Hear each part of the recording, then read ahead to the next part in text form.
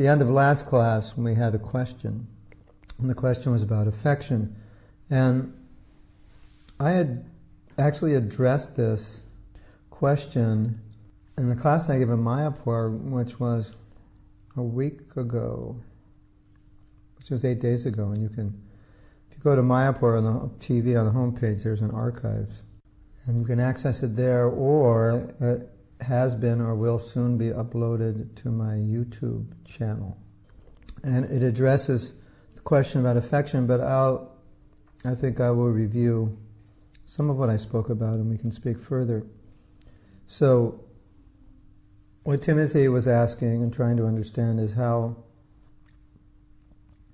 you can simultaneously be detached and have affection. Because it seems that usually affection comes from detachment, or if you have affection, you become attached. And if you're detached, then you wouldn't have affection. And both things are true, but I'm sipping in between talking.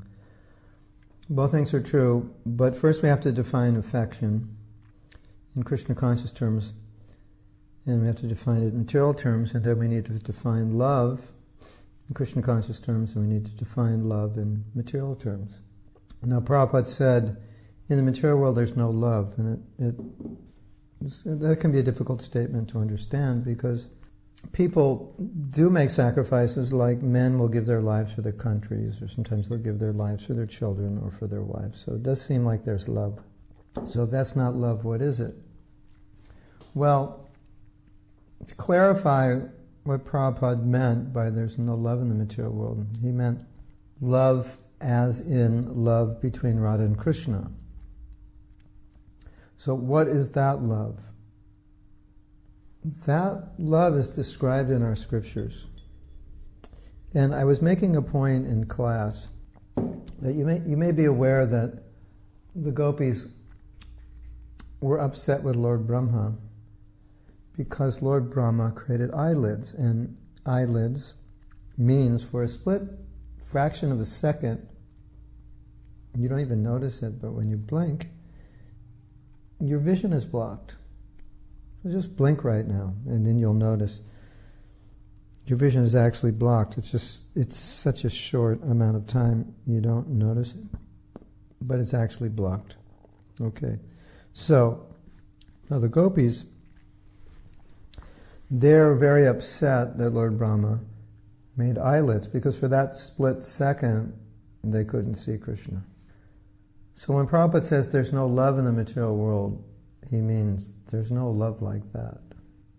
If you blink your eyes, even though you may love your wife very much or love your children, it's really not a problem, because the intensity of your love is not anywhere near the intensity or the quality of the love, or the kind of love that Radha has for Krishna, or Krishna has for Radha, or the gopis have for Krishna, or Mother Yasoda, or the cowherd boys. So, when we say there's no love in the material world, that kind of transcendental love, which is analyzed in our scriptures, very minutely analyzed, where a devotee experiences ecstatic symptoms externally on the body, where in another stage a devotee feels intense separation,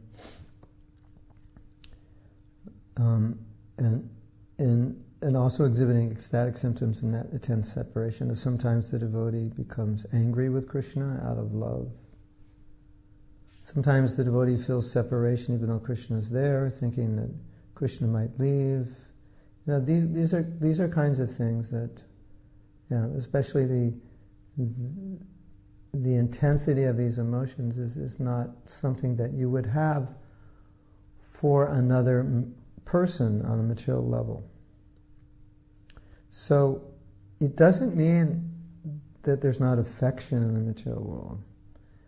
But what Prabhupada means is that there's no love like that, which is purely spiritual. Now, one time a devotee asked Prabhupada, I don't know if I told you this, but he asked Prabhupada, if a marriage is arranged, how will love develop? And Prabhupada said, love is for Krishna. So again, we have that same idea that love is for Krishna. It's not really for husband and wife. At least that word love, it's not. See, when Prabhupada used the word love, he used it in the sense of prema, the love that we give to Krishna. And when he said there's no love in the material world, then he couldn't use that word, so he couldn't use that word love. So he would say love is for Krishna. Soul to soul. That love means soul to soul. Between it has to be shared on a spiritual level.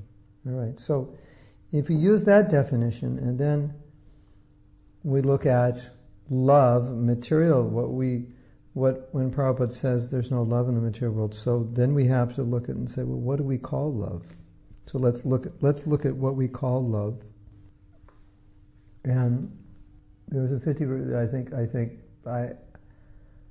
I understood divorce rate is 50%, but some other statistics I read brought it up to like 65, I think, because not everybody gets legally married, so then maybe you added in the people who are living together and then separate.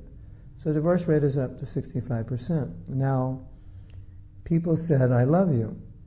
Now, our definition of love is love's eternal, right? So that kind of, I think it makes it clear that if love can decrease or annihilate, it's not love. It was something else. And generally, when we speak of love, it really means how another person makes you feel. And then you say you love them. They make you feel good, and then you say, I love them. Which causes all kinds of problems in marriages, because the other person doesn't always make you feel good. Sometimes they make you actually feel bad. They do things you don't like. But in Krishna consciousness, we don't base relationships on how others make me feel, or particularly how others can satisfy my senses. So, in that sense, when we say there's no love, Prabhupada is saying, well, what goes on as love in the material world is two people trying to satisfy one another's senses, and when they can't do that, often they break up and there's divorce. So, what was that love all about, right? Okay, so, is that clear? Does anyone have any questions on that? Because that's just the foundational point. I want to go to the next point. Well, I guess we have to add the other point. So to say, now, what is the love a mother has for her child? It's something which is closer to what is pure love. But you'll see even animals, they have a strong affection for their children also. So it's more instinctive, bodily instinctive affection, because the child's an expansion of yourself. So child is natural object of affection. Now we have stories, and these stories are not politically correct. Well, they're transcendentally politically correct, but on the material level they're not so politically correct. But we have stories of very renounced devotees who, for example, wanted to leave, and I forget who it was. And the wife said, well, you haven't given me a child, so give me a child first. So he gave his wife a child, and then the agreement was he would take sannyas. And so, sorry I'm speaking so slow. I've been writing for 15 hours since about 5:30 this morning. I wrote till about 5 in the afternoon. So I'm coming back to reality right now. So anyway, so he gave his wife a child, but she died when the child was born, and here is this person ready to take sannyas and who was left with a child. And at that time, he saw a little baby bird came out of the egg. And as soon as it came out, the mother left, or at a certain point, the mother left, but a worm fell out of the tree or something and fell right into his mouth. And so then he thought, oh, see, the baby will be taken care of. And then he left. Now, you might think, whoa, that's really bad. And he's very hard-hearted and cruel and so forth. But he didn't have material affection. And he had a higher service. Now, we look at Prabhupada's situation. He left his family to fulfill the order of his spiritual master. So it doesn't mean that he wasn't a good father. It doesn't mean he didn't care for them. But it meant that he had a mission, and in order to do that mission, he was detached enough to give that up. So, of course, that was later in his life. But that's an example of when someone's very elevated, they don't have material attachment, which is based on bodily identification. So when we say love for mother is a very high form of love, it's true, but it's still based on the body. And it's very bad if a mother doesn't take care of her children. It's very bad if a mother doesn't show affection. For sure that's bad. And we don't recommend that they don't. And we don't recommend that they become so detached that they leave their children and with faith that they'll be maintained and leave them by the river or something. No. So we don't recommend that. But you understand the principle. So now, as Timothy's saying, we don't see a difference between love and affection. And the best, I think we just have to understand that statement of Prabhupada, that love is for Krishna. Of course, we will use the phrase like, Gurudev, I love you, Prabhupada, I love you. And that love between devotees, between disciple and the spiritual master, and between other devotees, that love can be real love. And it should be, because it's based on Krishna consciousness. So we have to understand that. So how do we distinguish this? Particularly when you get karmic reactions for banning the child. Well, he surrendered completely to Krishna, so he was protected. I think his child made it. It's a transcendental story. Just illustrating a point. Because then you have the other story where Bharat Maharaj became so, quote unquote, in love with the deer that gradually he reduced his sadhana. And he came to the point where he was always thinking about the deer. And he wasn't thinking about Krishna anymore. So that's the result of material attachment. And so how do you know what material attachment is, what spiritual attachment is? Because if the attachment is transcendental and spiritual, it's going to help your Krishna consciousness. And if it's material, it's going to hinder your Krishna consciousness. So just like we say, hopefully I'll wake up in the next 10 minutes. Just like we say that Grihastha life is an ashram in which you make spiritual advancement, because that's what ashram means. So if together husband and wife are becoming more attached to Krishna, that means their material attachments to one another are not very strong, but their affection towards one another may be very strong. But material attachment towards one another, again, means you're trying to enjoy that person. You're not trying to serve that person. And material attachments creates more bodily identification and more bodily affection. So if within a relationship the bodily affection is stronger than the spiritual affection, then that's material attachment. If in the relationship people are becoming detached on the body level and more attached to Krishna, then that's good, that's right, and then that becomes spiritual affection. So that's what we're after. So should we have affection for our husband and wife? Yes. Should we serve them with love and devotion? Yes. Should we be attached on the bodily level? No.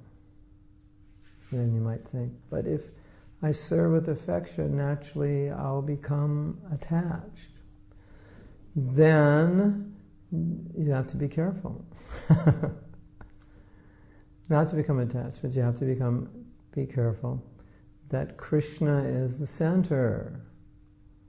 That Krishna, that just like sometimes you'll find when devotees are immature and a man and woman come together, it becomes an impediment for their devotional service. They don't, they're like so much in love, quote unquote, with one another, they don't chant their rounds or they're whatever. They're lounging around all day. If you could imagine, just imagine a man and a woman come together and they're madly in love, quote unquote love. Then how can you be Krishna conscious if you're madly in love? You can't be away from your spouse for a second. You think of them constantly. You just want to be with them and hug them and kiss them. It's not exactly what Krishna consciousness is all about. No, it doesn't mean you shouldn't have affection. You can't hug your wife or husband. No. But you understand, I think you understand what I'm saying, there's a balance there. There's a point where affection can become material, and then it will be pulling us down, it will be denigrating us. Or there's a point in which material affection needs to be purified. So, we cannot be affectionate because that's our nature, and it would be artificial to repress affection. But it has to be exhibited through the medium of service and not through the medium of sense gratification. And just like Prabhupada told us in so many words that a husband shouldn't think of his wife as a machine for sense gratification, because material consciousness means, if you study any literature about marriage, and I think I explained this before, if you study any of the, at least Western literature about marriage, one thing becomes very clear that they understand, because they're so much absorbed in sex, that sex is the motivating factor. And every book I've ever read on marriage, at least from the Western perspective, says that if sex is not, I don't know, how do we say this? Because it's so awkward for us to talk about this. But I don't want to say if sex is not good, but that's basically what they say. It becomes a problem for the marriage, that you can't, that's going to be destructive to the marriage, because every man, that's what he wants. And that becomes such a central part of his consciousness in life to get that from his wife. And so that is an important basis of the relationship, which they call love and affection, which we know because we're celibate, because we're not doing it, it's about satisfying your senses. So if there's a problem in satisfying that desire, there becomes a problem in the relationship. So that's certainly not about service. And Prabhupada is saying, so a man should not look at his wife, okay, here's my wife, she's a facility for me to satisfy my sexual desire. That's how materialistic men see their wives. It's not the only way they see their wives, but that's definitely a big way they see their wives. And if they don't get that, they become very unhappy, and it can disturb the relationship or destroy it. So your wife's not a machine for your sense gratification. That's material effect. That's material attachment. That's material affection. I'm very attracted to my wife. She's very beautiful, and I enjoy sex with my wife, so I'm very attached to her. Now she's older, she's not so attractive, I don't enjoy her so much, so I'm not so attached. So this younger girl in the office, I like her better, so I'm spending time with her, and I am in love with her. You see, so that's love. So therefore Prabhupada says, there's no such thing as love in the material world. That he defines as lust. So I would say, in a marriage, a non-devotee marriage, they're coping with a balance between the lust and the commitment, responsibility, and affection. And in a Krishna conscious marriage, we should be purifying or transcending the lust so that there's only affection and there's only service. In the same way, a wife, she sees her husband as her protector, as one who provides for her. But she should not see him as this person who supplies her with unlimited sense gratification and nag him to death and to give it and spend money that he that they don't have, or force them to work 2 jobs or like that. So that would be from the wife's perspective, you see, that would be lust from her perspective, if that makes sense. So, Timothy, if you think of affection in terms of how you would think of it towards any devotee, think of it as you would think towards Prabhupada, your spiritual master, any senior devotee, your friends, and so on. But then also consider affection, a kind of affection.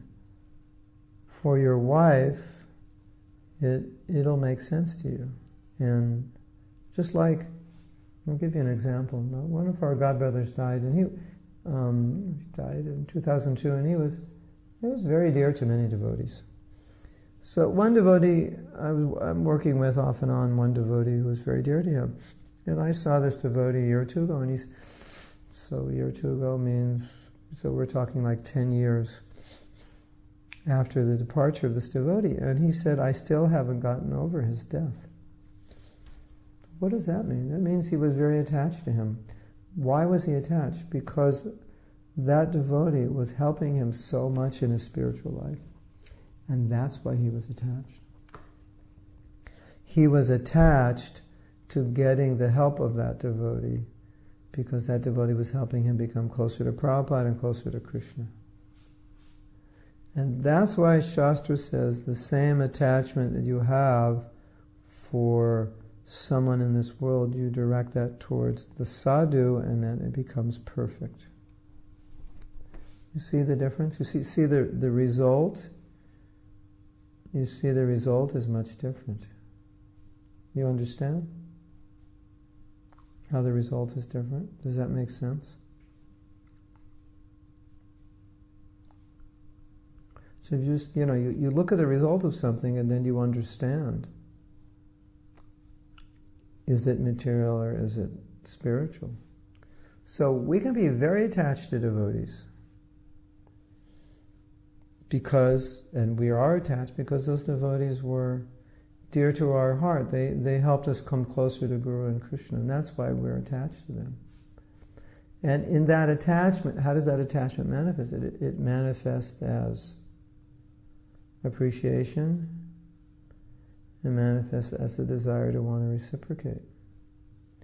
Now the problem in marriages is sometimes it's more difficult to appreciate because we're living so closely with the person, and then we become more aware of their limitations, their faults, their idiosyncrasies, and the things about them that we don't appreciate. And then we start to focus on those, and that can erode the relationship. So being married is more of a challenge in that regard. But still, the foundation of any relationship in Krishna consciousness should be one of respect, one of service, and one of assisting one another. And so, the marriage ceremony, the vows that Prabhupada gave us were vows of assistance. They assist one another. And there was no vow that said anything about enjoying one another. Okay, you assist one another as long as you can enjoy sex with one another. And if you can't, then just divorce. There's nothing like that. You assist one another as long as you're able to enjoy materially. And when your material enjoyment is over, then you just leave. Of course, you could say, yes, that's what vanaprastha is, that's what sannyasa is. When the material enjoyment is over, you just leave. So when you've dissolved the material attachments through living together, the affection, we want to develop strong affection, but always on the basis of service, and we never want to forget that. Now, you're all listening to this and might be thinking, well, this sounds pretty much like basic ABCs of Krishna consciousness, but within the familiarity of a marriage relationship, sometimes it's really difficult to remain in the mode of servant. And, because as I was saying before, the woman marries the husband as the provider, the one who will give her the home, the nice clothes and jewelry, the children, the nice food, and so forth. So in that sense, he's satisfying her material desire. And the woman will give the husband nice food, nice home, affection, sweet words, sex. So that way, she's fulfilling his sense gratification. So naturally there'll be attachment. As I was saying in the class, attachment comes from doing something which is enjoyable. And because it's enjoyable, you want to do it again. You become attached to it. You don't become attached to an action which is not enjoyable. I went on a roller coaster and vomited. And then when you get off the roller coaster, you say, I never want to do that again. That was horrible. But if you had a good time, then you say, let's go back on. That was so much fun. So when you enjoy something, that's how you become attached. So then you're saying, but if this is the nature of the relationship, that you get so much enjoyment from your partner, how can you not be attached? So then there are rules by which you play so you don't become so attached that you end up like Bharat Maharaj, where all you're thinking about is the deer and you're not thinking about Krishna. Now, one of the things that Prabhupada said, I don't know if you're aware of this, it's very interesting. He said that every householder should worship the deities. So that means in the temple, if they're initiated Brahmins, if they're not, they should worship the deities at home. And why is that? So that the deity becomes the center of your life. And that in order to worship the deities, secondarily, this is another point, is that to worship the deities, you have to be pure, you have to be clean. So you can't be, you have your deities, in your living room and you're watching movies. Maybe some people do that, but it's not really right. Or you're doing things that you really shouldn't be doing in front of your deities. Plus, you have to remain pure to worship your deities. And Prabhupada also said, because householders are normally they're engaged in working all day, so because they're not engaged in service all day, then this is the service they have in their home, deity worship. So when you play by the rules, and that's one of them, it chastens you, so it prevents you from becoming too absorbed in sense gratification, because when a man and a woman come together, they can become very much absorbed in trying to enjoy one another, because the enjoyment of male and female is it's like the ultimate highest form of enjoyment in the material world. And so there's a natural tendency to want to try to enjoy that. So if we enter Grihastha ashram, or if we're in Grihastha ashram, and we understand that it's an ashram and it's a sacred place for spiritual advancement, that rule, that guiding principle, sanctifies it. It sanctifies the tendency for sense gratification, because it's ashram. It's a place for spiritual advancement, and that's why you're doing it. You're not getting married, or you're not married to enjoy your wife, to enjoy your husband, but you're married because you have a desire or a need to associate with the opposite sex, so you want to do that in a way in which it doesn't degrade you, but elevates you and purifies you. And so if you enter the ashram on that premise, even when the desire to become the enjoyer or controller starts to overcome you a bit, you don't succumb to it, because you know that's not your position. And that's it also shows disrespect for your partner, because if a man sees a woman as an object of his sense gratification, as a sex object, then he's dehumanizing the woman,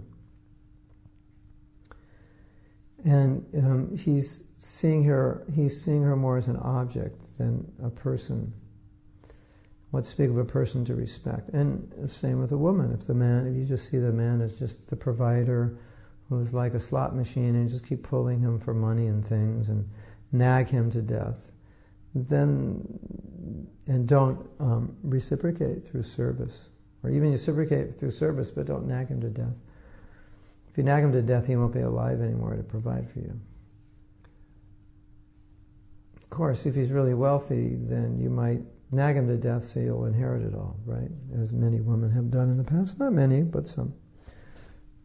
So you respect him, and because you respect him as a devotee, as one engaged in service of Srila Prabhupada, you facilitate his service. So both husband and wife are facilitating one another's service.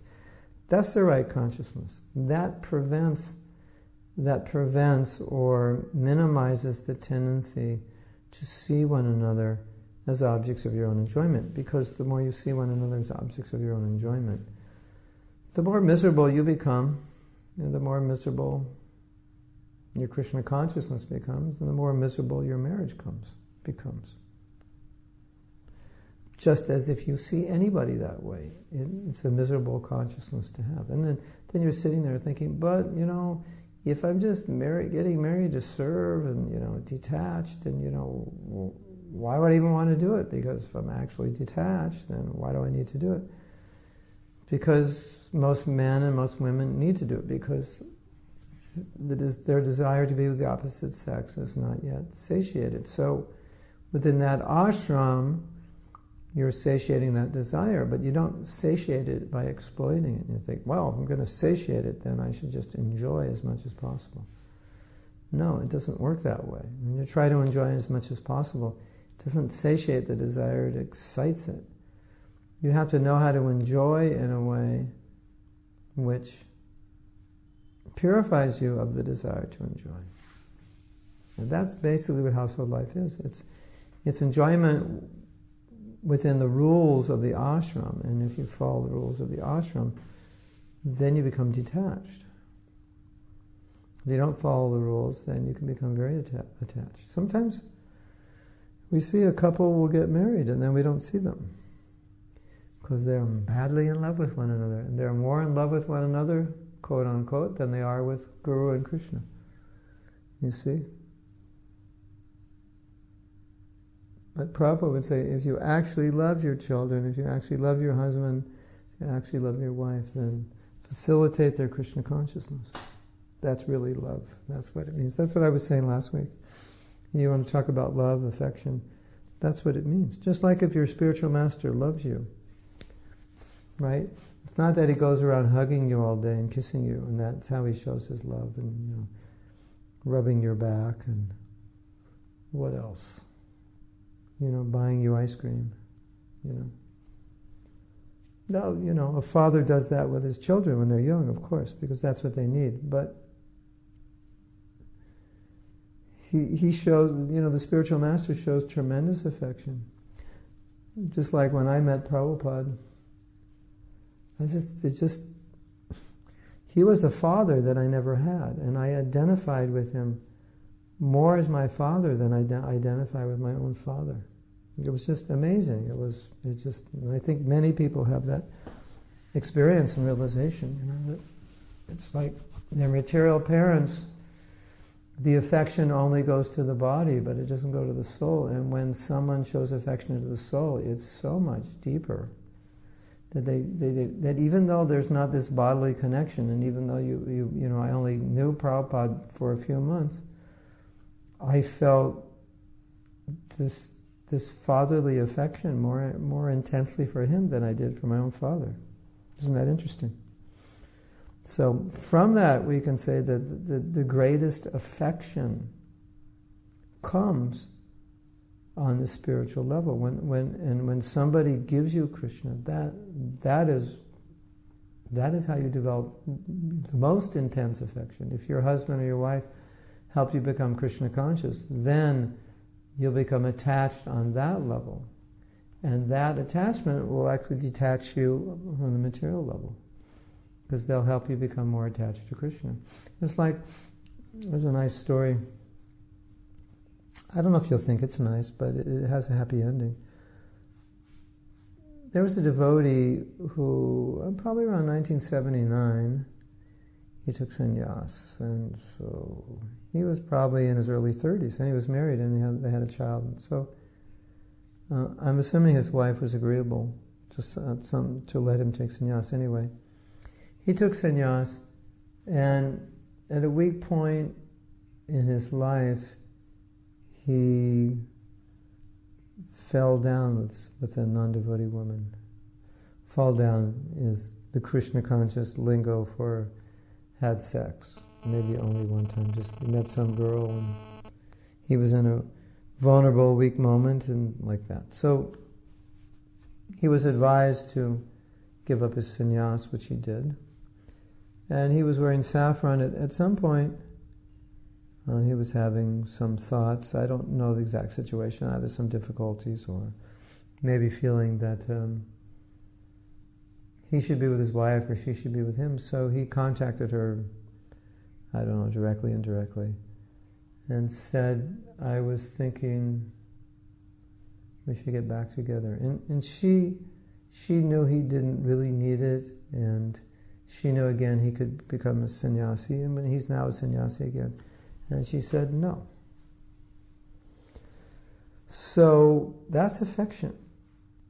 That she didn't allow the bodily affection to get in the way of their spiritual affection. And I'm sure, there's no doubt, that he's extremely appreciative of her for doing that, for protecting him from making a mistake like that. So that's what, as husband and wife, that's how we help one another. And if the relationship just becomes a relationship of infatuation with the physical body, or infatuation with just being with one another and kind of just being with one another constantly, to the point where it becomes an impediment to your Krishna consciousness, that's not what we want. That's not what Grihastha life is about. So obviously there's a fine line there, because you're probably thinking, but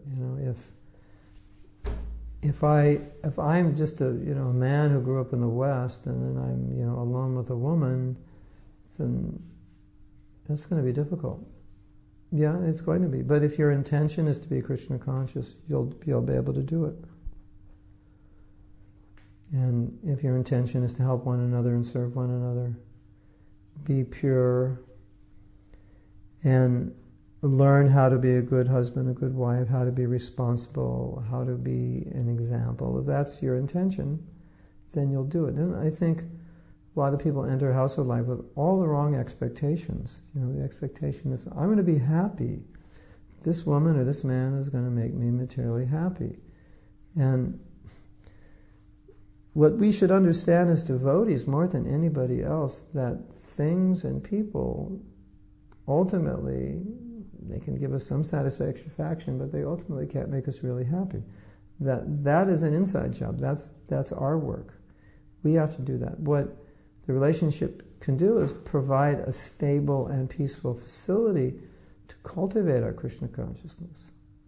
So, when you depend on another person to make you happy, then if you're not happy, you'll tend to blame them, and so you're shirking yourself of the responsibility.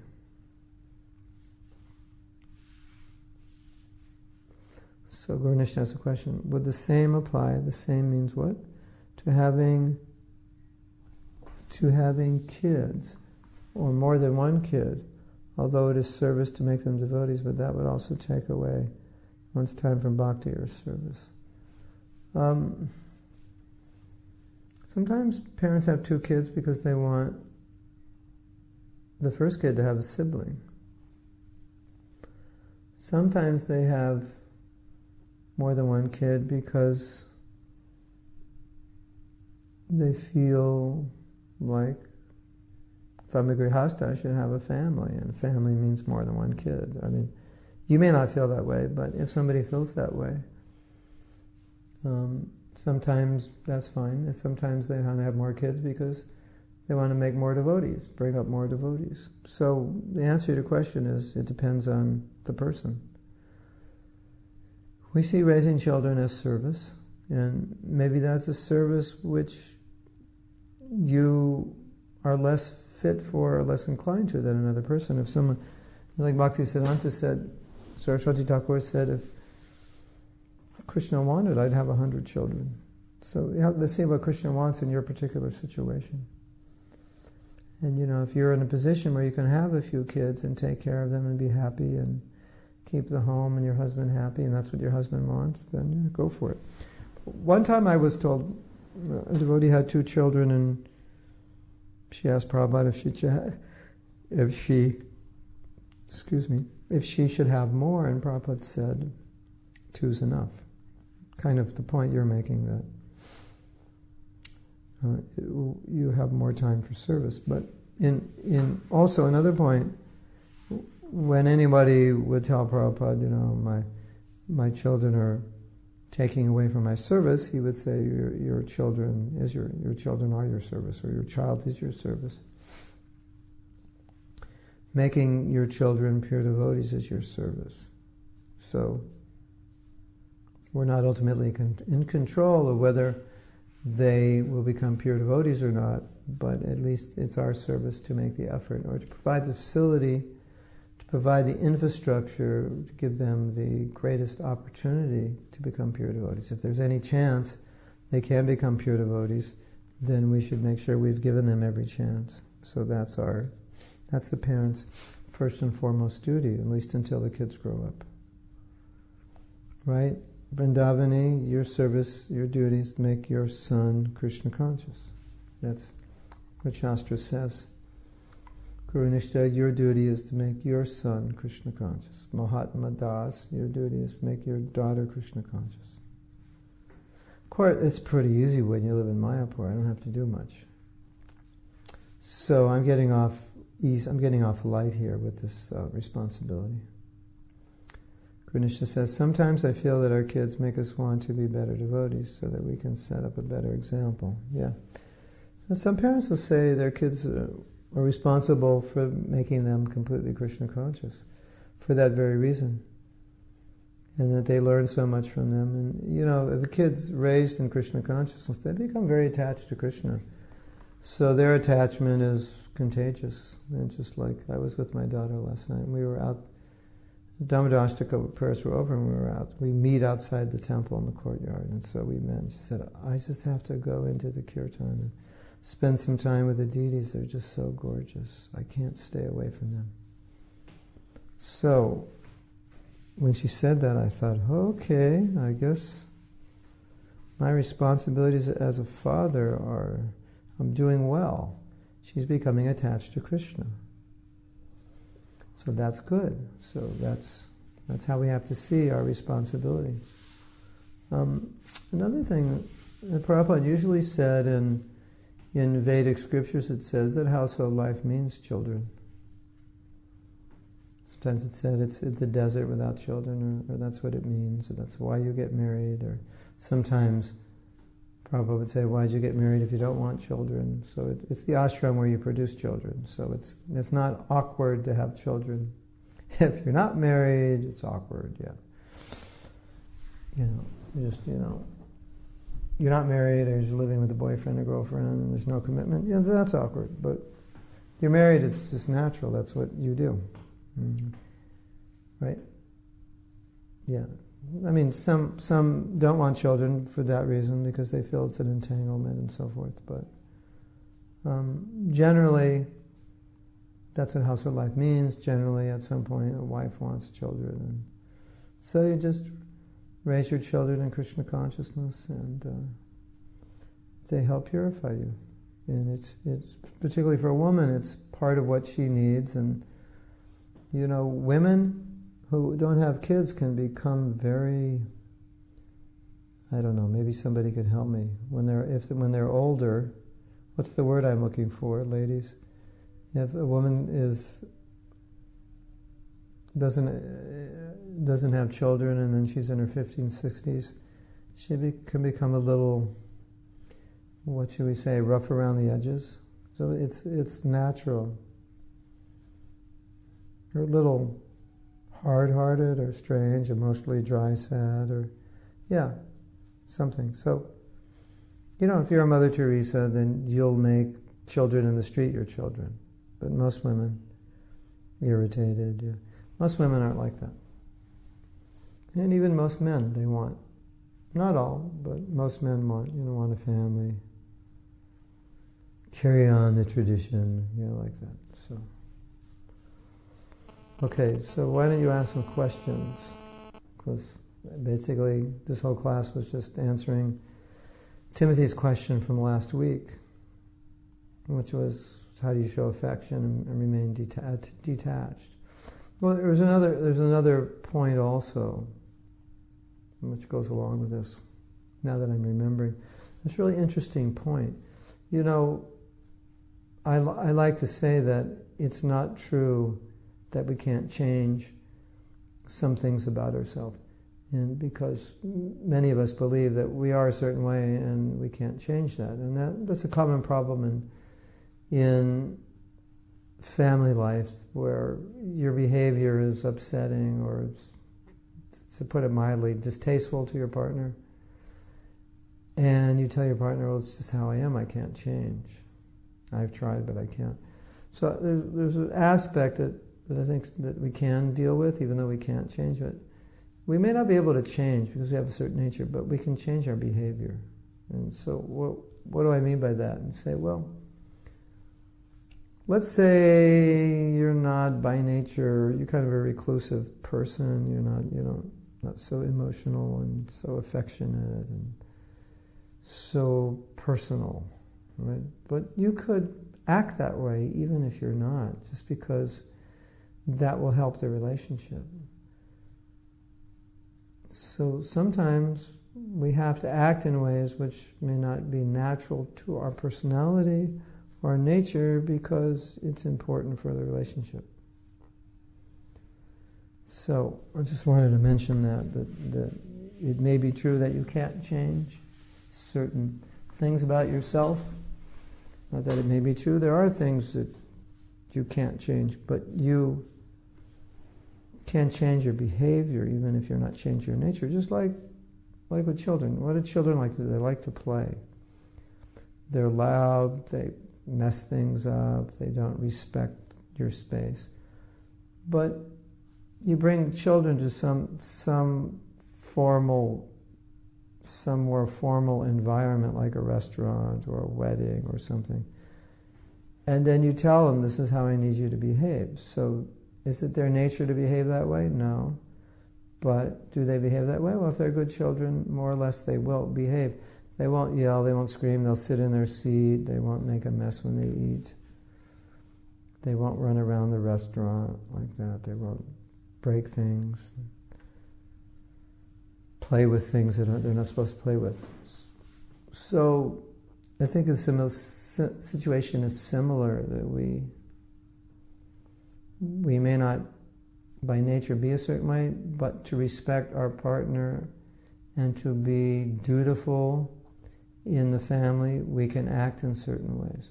And that example we've given of Priyavrata Maharaj, he was detached, but his actions did not manifest that detachment. Raghunath Das Goswami was detached, but Lord Chaitanya said, just act like an ordinary attached householder. So internally he was detached, but externally he was acting in a way which was suitable for the ashram, the situation, so everyone would be peaceful. So, that also answers your question, that let's say you come to a point where you're actually very detached, but your actions, if you're in the ashram, you have to fulfill your duties, so your actions should not manifest that detachment. Because if you're detached, you're so detached, you could manifest it in ways which would be very disrespectful or upsetting for the family. So even though the detachment may rise to a level where you could even live without the family, you don't depend on them or need them any longer, you don't deal with them that way while you're in that ashram. So I think that's important also. I mean, of course, most of us are not on that level of detachment, but we're on the level of often needing to behave in a certain way in order to create a more peaceful and harmonious environment.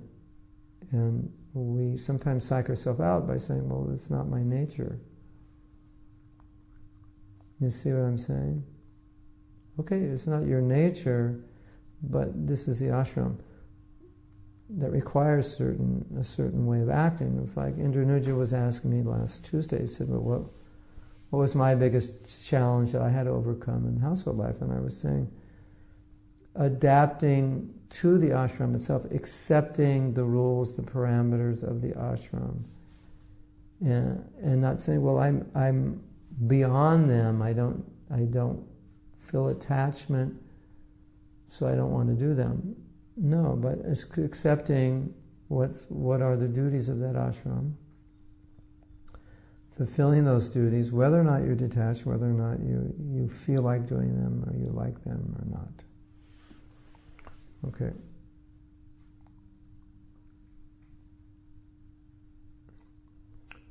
So now Guru Nisha is asking, how important or right is it to even think that my kid should have a sibling so that he has someone to depend on when I am gone? This thought makes me feel ignorant. But at the same time, as a mother, I feel it should be so. I don't know what you mean by this thought makes you feel ignorant. I mean, like it's like the wrong thing. I gotta catch somebody online now. She should be coming to the class. I have to chastise her. Hold on. No, I'm not going to chastise her.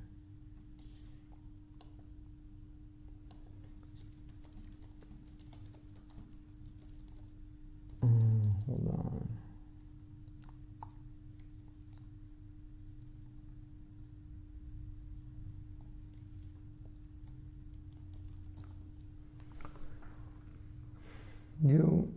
You're a servant of your son, so if that's better for him, then as a mother, naturally you think that way.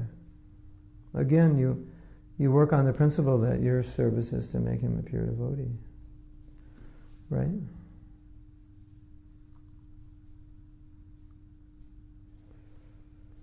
You think of everything in terms of service and what will be the best for Krishna consciousness, for your Krishna consciousness, for his, for your husband's, for everyone's future, and so you make decisions on that basis. So then it's no longer you're thinking you have to.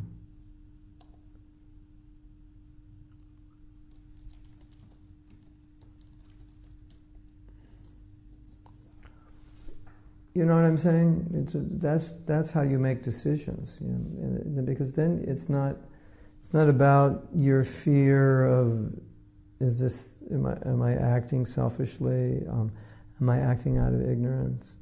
Well, you analyze the situation. The whole point is that everything we should do should be favorable for devotional service, and what is favorable for you may not be favorable for Vrindavani, and what's favorable for Vrindavani may not be favorable for me. So, but the point is, what is favorable is what will help us advance in Krishna consciousness. So we're not just objectifying globally an action, but we're relating the action to a particular context, and then asking the question within this context, and within my level of advancement, is this helpful or is this harmful? And that's one of the basic principles of Krishna consciousness.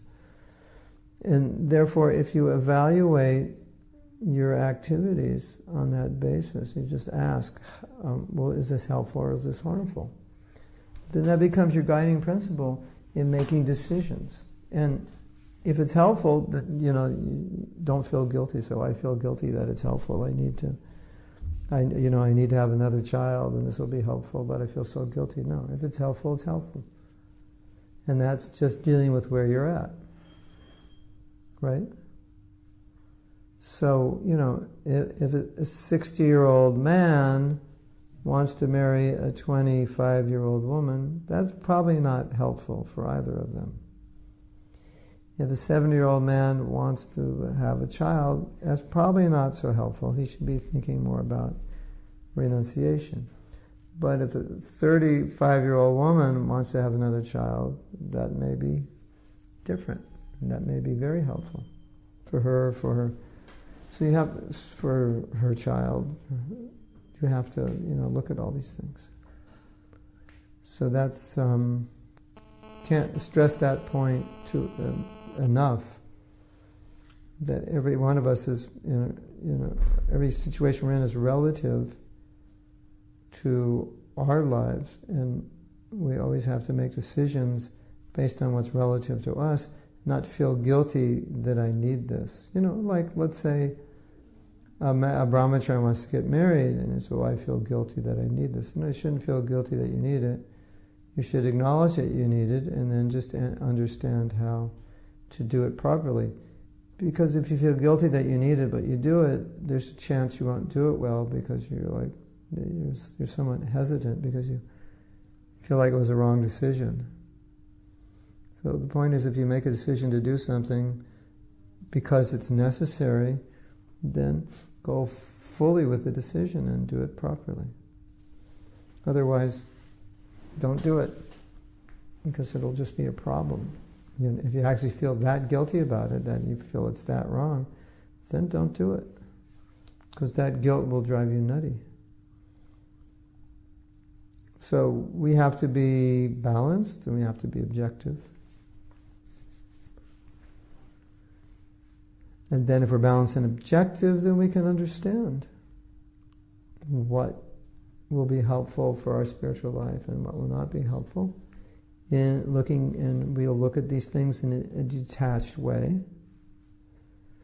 And we'll look at these things with some degree of objectivity. And we'll be looking not from the point of view of what's enjoyable, but what will be the best for my Krishna consciousness. Then it becomes easy to make decisions that way, and to make guilt-free decisions. So if a man needs to be married, he shouldn't feel guilty about it.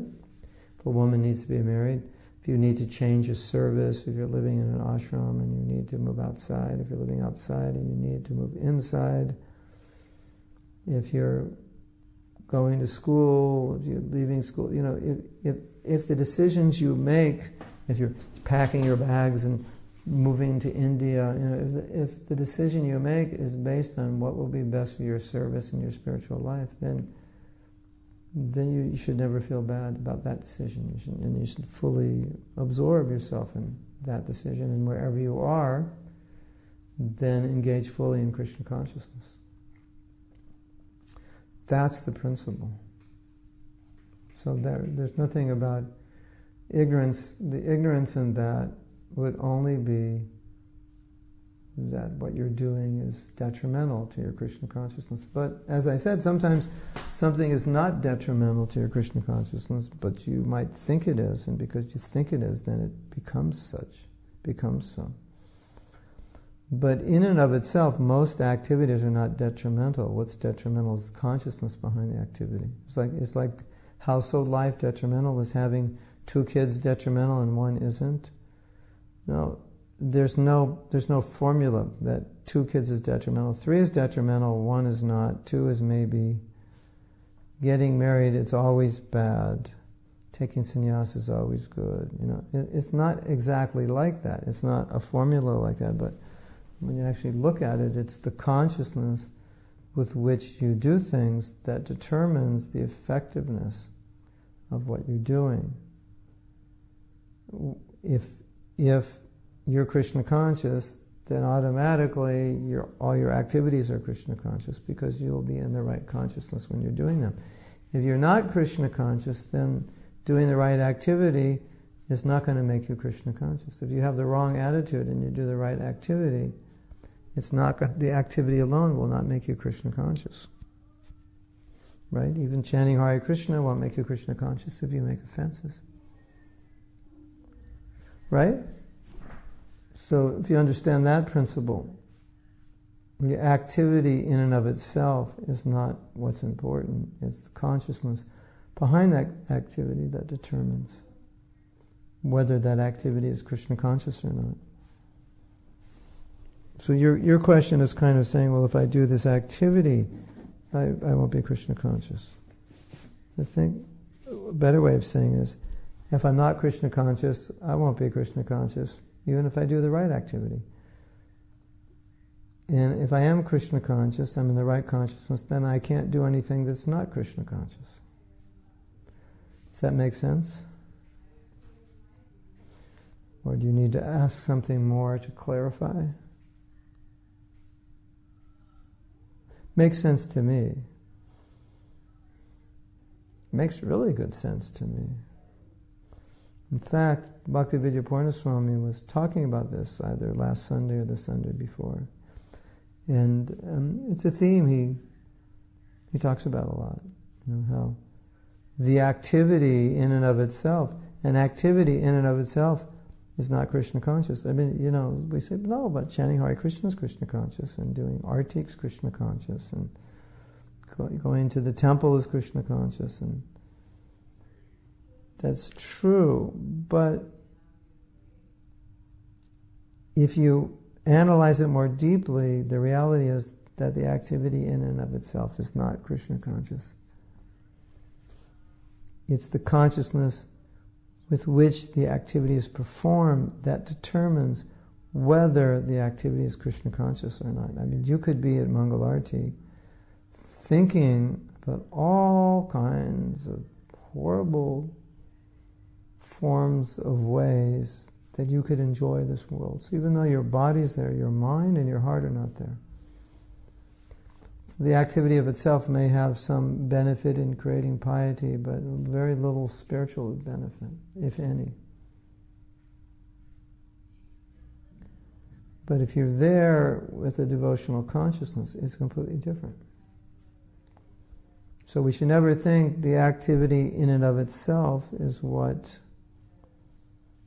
is Krishna consciousness. And this other activity which doesn't look as Krishna consciousness is not, because the other activity that doesn't look Krishna conscious, sometimes it doesn't look Krishna conscious just because we don't understand the proper consciousness we need to be in when performing that activity. So, it's 8:13. Does anybody have anything else to say or ask? We started late, so we are authorized to go a little bit later.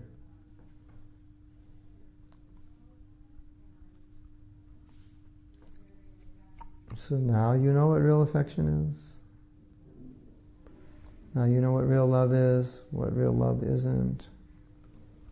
When you blink your eye and you can't see your lover for that small period of time and you go crazy, then that's love. And you blink your eye and it doesn't really bother you, then you haven't really entered the major leagues of love.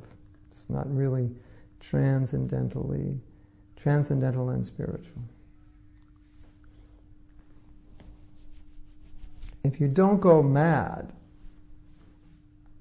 you're not burning in separation, then it's not transcendental love. Okay, so it looks like there are no more questions. All questions have been answered. So we have a retreat coming up. And it's going to start on Saturday. No, excuse me, it's going to start on Tuesday. And that means 6:30 in the morning I'm meant to give class. There is a possibility that I'll have to be with the devotees at that time. But I will try to get my wife to be with them so I can give the class. And then the following Saturday, it's possible I can give also. So, and Guru Nishta is going to say, can you broadcast your classes that you're giving here on your Mayapur retreat? To which the answer is a definite maybe. It's possible, actually, if the internet is strong enough for that. But let me see. That's going to be every evening from 4:30 to 7, and that means 2.5 hours earlier than we start this class. So that means 5:30 your time in the morning. 5:30 till 8 o'clock. Anyway, if you're up and you want to watch it, that's fine.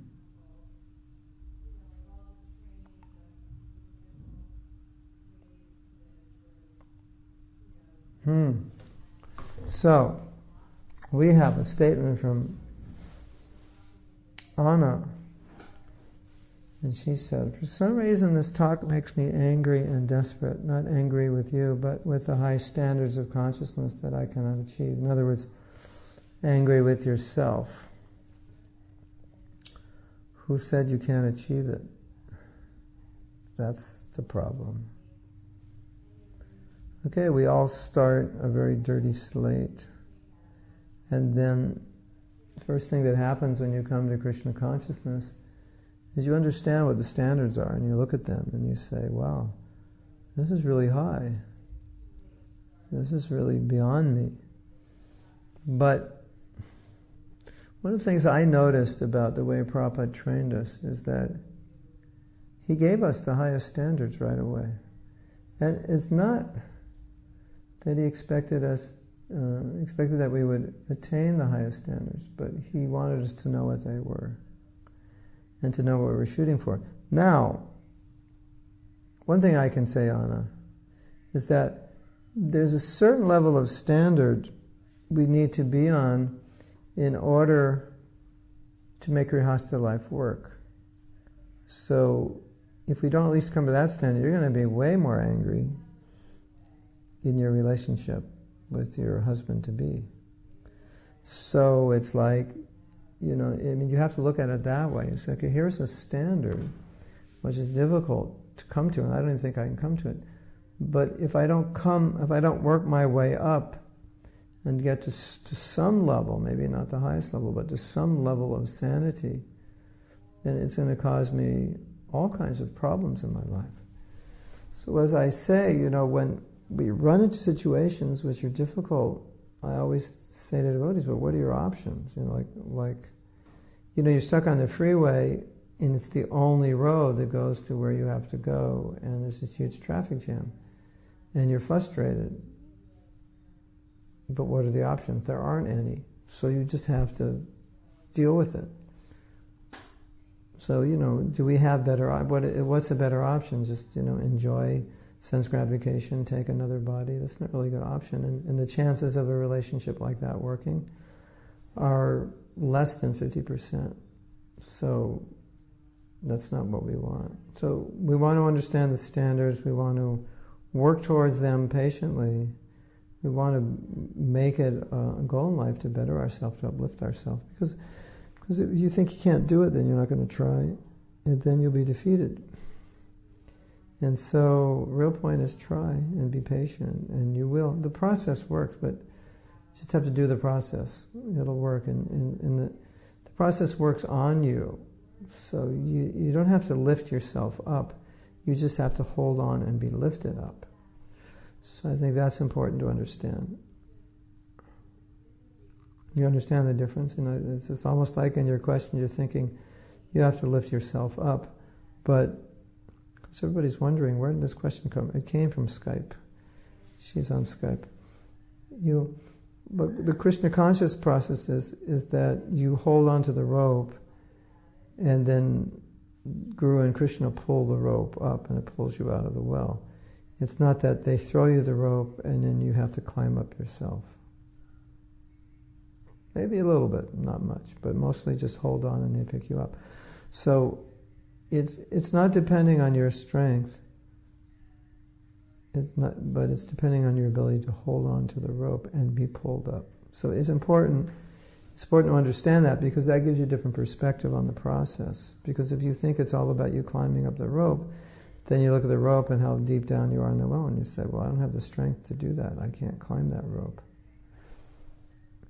But don't worry, you don't have to climb it. You just have to hold on to it. Like there's this story of Prabhupada said, just hold on to my dhoti and I'll get you in the back door of the spiritual world. So it's something like that. We're holding on to Prabhupada's instructions. And we have faith that by following his orders that it'll work. So, the real thing is you have to make the right choices, and then you do have the inner strength. I mean, you do have the free will to make the right choices and do the right thing. And then if you do that, you'll be okay. So don't look at it so much in terms of results, but look at it more in terms of effort. And then feel confident if you make the effort, within time, you will be elevated. It's just that you probably need to strengthen your determination more. Anyway, I think also, if you go to Los Angeles and stay in the temple in the Association of Devotees, you'll realize how much easier it is to be Krishna conscious in that association. And you'll probably feel differently, and you'll feel more encouraged and feel that it is possible to become Krishna conscious. That's what I have to say about that.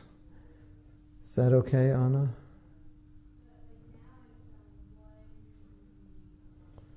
Anna, I'm always pulling Anna up, but she has to hold on to the rope. Right? So just hold on to the rope, Anna, and we'll pull you up. Don't let go of the rope. That'll be a huge mistake if you let go of the rope. So letting go of the rope means letting go of the instructions. Right? Instructions will do this. Prabhupada will pull us up, our spiritual master will pull us up. You don't have to worry so much about it. That's the process. Okay? So, anything else before we go? So now you're all going to be like these perfect grihastas, because you're getting such good information how to do it, right? It's going to be like so loving, so kind, such responsible, mature. You won't see your spouse as an object of your enjoyment, but an object of your service. You'll always be friendly, kind-hearted. You'll always be in a mood to help. Yeah, you'll just be like, you'll like have people lining up around the corner just to want to marry you. You'll be famous all over the three worlds as the best spouse that ever lived. Actually, that's a real compliment to a woman. One name for a woman is Sadhvi, which means chaste lady. So it's for a woman to be devoted to her husband is one of the highest aspirations of a woman, at least in the Vedic culture. Okay. All right, you could laugh at that last one. That was pretty funny. Well, not that funny, but funny enough to laugh a little bit. Okay. You know how my daughter was telling me a story, which you may have heard before. Prabhupada was quite funny also. And so they were driving in India, and it was just devotees driving, and Prabhupada was with them, and the horn didn't work on the car. So then, what to do? And Prabhupada said, "Do you have a plate?" So they had one of his plates, they served prasadam, and he said, "Stop the car and go get a stick." So they went and got a stick. And then Prabhupada said, "Roll the window down." They rolled the window down, and then he was banging on the stick. Bang, bang, bang, bang. And then people were getting out of the way because that was the makeshift horn. And Prabhupada was saying that now everyone's going to start banging on plates instead of using their horns, because I'm here with my American disciples, and they're going to think this is a new American invention.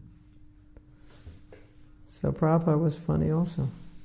He's like, why would Prabhupada say something funny like that? Because he would sometimes say funny things, because spiritual master is also a person, right? Okay, so we're going to go now. And we will see you, most likely, we will see you next Tuesday evening at 8, 7 o'clock Kansas City time, Kansas time, and Mexico time. 5 o'clock Los Angeles time. Okay, Srila Prabhupada Ki Jai. Thank you for attending, and have a good, for you, you have the whole day ahead of you. Have a good day. Hare Krishna.